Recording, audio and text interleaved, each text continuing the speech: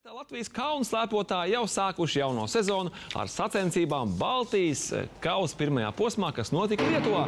Līdz šim Baltijas kausa mačs notika sezonas beigās Somijas ziemeļos, bet šo sezonu pirmo reizi sacensības risināsies 3 posmos un, kā redzam, atklāšanas mači risinājās zem jumta, mākslīgā sniega trasē Druskininkos, sieviešu konkurencē slaloma disciplīnā dubultu uzvara māsām Gasūnam. Sestdien uzvarēja mūsu olimpieta Lelde, bet vakar pirmo vietu ieguva Evelīna.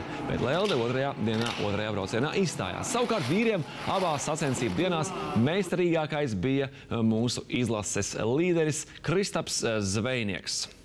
Es ļoti forši, ir ļoti labi iespēja visiem paslēpot, sacensības uzrīkot un tā. Ļoti labi patrenēties. Jā, šie starti bija īstenībā ļoti nozīmīgi man, jo nākošais starts man būs pasaules kausā Levī. Un tas bija kā iesildošais, lai varētu redzēt, kā komanda kopā strādā, kā es sadarbojos pati ar savu komandu. Mēs esam ļoti priecīgi, ka Latvijā, mūsu Latvijas kalnu slēpotājiem sportistiem sezona beidzot sākās laicīgi un mums nav jāgaida janvāris.